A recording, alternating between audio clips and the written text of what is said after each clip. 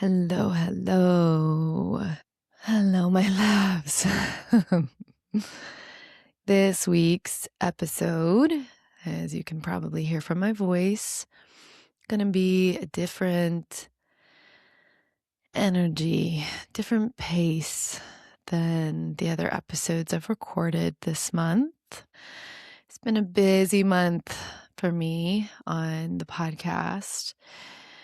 Couple really big episodes about ADHD, and this last week, the one talking about misogyny and intimate partner violence.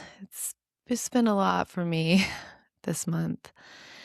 And I found myself this week feeling a deep sense of exhaustion and a real feeling of the brakes, coming on, the brakes that say, okay, whoa. I don't want to be just putting things out and pushing because, I have an expectation every week to have a podcast out. And so instead, what came through was just dropping in a little bit more on this episode, slowing down and sharing a little more personally, a little bit behind the scenes of where life is at for me right now. And some of the big takeaways that I've been noticing. And I think the biggest one right now is just a reconfirmation of something I've talked about previously on the podcast, that our lives unfold how they're meant to and in the timing they're meant to, and how beautifully our brains work to protect us and to help us get through the cards we are dealt in life, and to only give us as much as we can handle as we go along. So that's a little, preview of what I want to just sit down and fireside chat today with you guys on the episode. Before I got on, I just kind of sat and took a few moments to connect in and really see you as my listener sitting across from me.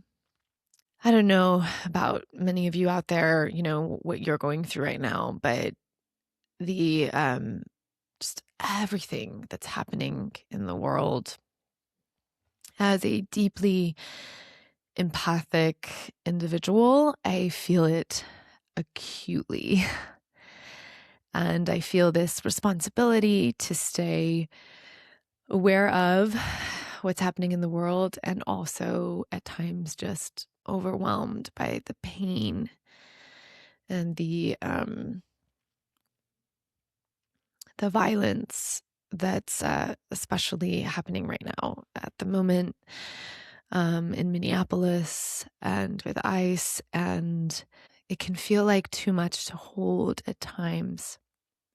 This week was a moment for me of going, whoa, I gotta slow down. I gotta resource some. I can't just keep pushing and creating and trying to fix this world.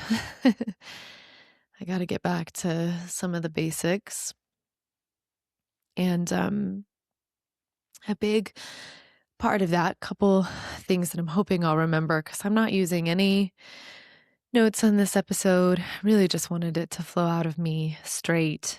Most of my episodes this month have been very, I've written full outlines and scripts to go with them. And that's beautiful and wonderful. And it works well at times. But this episode felt like it really needed to just come directly, straight from my heart to all of you. So in understanding how to still be a part of the world, caring about what's happening in the world, and finding a way to still not be overwhelmed, being a deeply sensitive and deeply feeling person by what's happening in the world. I went to a play last night with Joe that I think has given me the imagery for this that has really like helped me find an anchor point for what I think each of us, if you're one of my listeners, I really believe you, if you feel connected to me, drawn to me, the way I speak, the things I talk about, I think it's because you're part of something much bigger in the world that's happening right now. And I want to use this play that we went to last night to give you the story that has really made me realize, okay, I think this is what it is. And I think this is how we each do it in our own way. So our local high school was putting on a production called Hadestown, the teen edition. And it was very synchronistic how I saw it.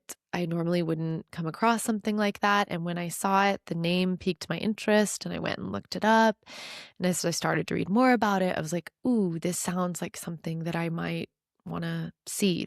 Joe and I have never gone to one of our local high schools productions, but I'd heard that there are some really incredible kids at our theater that just have amazing voices. Earlier this year, I'd gotten to hear one of them sing. Just like a side note, a good friend of mine here did an amazing grassroots effort here locally to have us get funding for our teachers. I don't know what they'd be called, a bill, a proposition last year failed to pass, and it was going to really severely impact our schools and our teachers. And she took it upon herself and then started this grassroots movement to this year to get it back on the ballot. And it was incredible watching her. It was so inspiring and such an example to me of how, even if on the big national scale, it can feel really discouraging in the US right now. On the local level, I still see people who deeply care about our social fabric and taking care of each other, and understand that really the only people who can afford to be isolated units by themselves are the billionaires and the wealthy. And so ultimately, her proposition that she helped get onto the ballot really did a huge amount of door knocking, and a whole campaign here just completely done through her and the team of women that gathered around here. It ended up passing, and it was a huge, amazing win. And so at one of those events, I got to see a young man come and sing at it that I knew was hopefully going to be in this play. And it turns out he was. He was one of the lead characters, and he was amazing. So I see that this play is happening. I talked to Joe. Turns out last night they moved up the time. We actually have some really severe weather coming in by the time you guys get this episode. And so it was like, let's do this. Let's go. And for those of you that don't know, Hadestown is this incredible, now that I've seen it, I'm like, oh my God, it's incredible. It is a show written for Broadway by a woman. Definitely go look her up, read more about it. I'm not going to know all the details because, of course, I don't have the script. I'll even have Alex link a couple things in the show notes, so you can just go easily there. But the basic of this story, the basic premise is based off of the story of Hades and Persephone and the story of Eurydice and Orpheus. And for those of you that don't know that story, the way it's told through the Hadestown perspective is, Hades is basically the god of the underworld.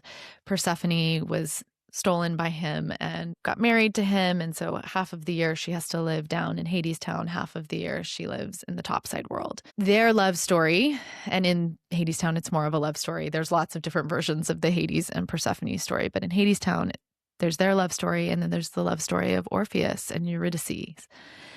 And their story is about Eurydice, who is, a girl that I would say comes from trauma, has had a lot of pain in the world, and doesn't have a lot of trust with life because of that. And Orpheus is more naive and open-hearted and unaware of the ways of the world, and I'd say more of a dreamer and a mystic, and they fall in love. And there's this beautiful song that goes throughout the whole thing that Orpheus is trying to write.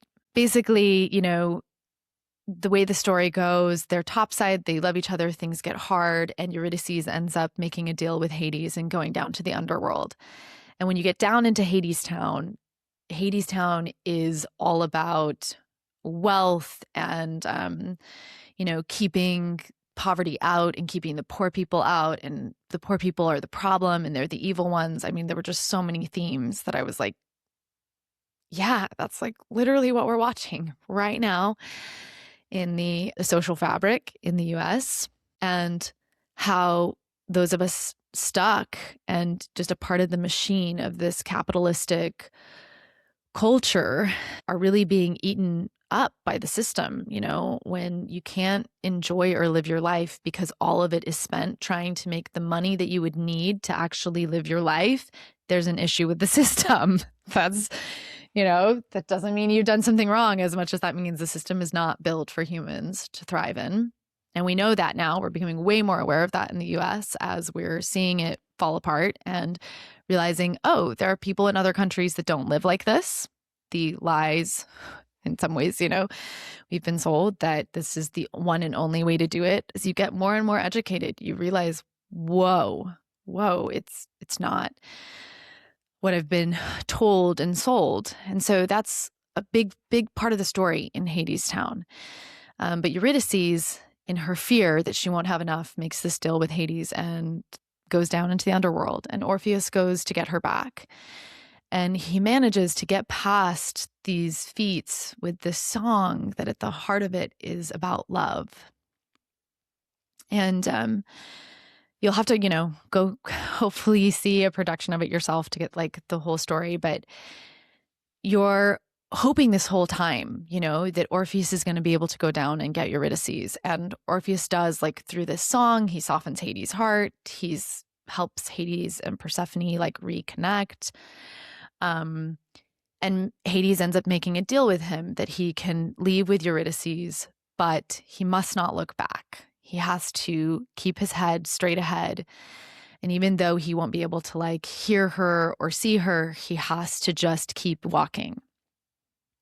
And it's at this point that one of the main characters, Hermes, kind of helps us as the audience realize like the real task ahead for Orpheus now is to not let his mind, his doubt, and his fear that he's going to lose her cause him to turn back. And there's this like incredible scene where he's walking and and you as the audience keep saying that she's like there and he's having to like keep going. And right at this moment in the story, y'all, we're watching it and Joe, I think, can like sense. And so he kind of turns to me and he's like, hey, baby, you do know do you know the story of Orpheus and Eurydice? And I was like, no, I don't. Actually, I don't remember it. And he kind of looks at me and just kind of tucked me in a little tighter while we're watching the play, which of course he thought I did because I did, I took a Greek tragedy class in college. Like Greek tragedy has always been something I've been pretty interested in. And I've talked a lot about the Hades and Persephone's story with him. And as we're watching, we've now spent like 2 hours invested in this story of these lovers. And there's this just, oh my God, guys, it was such a tragic, difficult moment where he's about to make it to the end and his doubt overcomes him. His fear overcomes him. And he turns around and he looks back. And the way they built it on the set was so beautiful. She's like up at the top and he turns around and she sees him, and the shock on her face of like realizing in that moment they will forever be parted, because the rule was if he turns around and he looks, she has to go back to the underworld forever. And they pull her through these doors and the whole audience was just dead silent. Nobody was breathing almost. And Hermes comes on, Orpheus comes on, and you can hear Orpheus just like grieving and you realize like in that moment, like, oh, like it's over. There's no, sorry, let me take that back. Let me change that. Like, this is the story. And I've never watched a tragedy like that before, which Hermes helped by saying, like, this is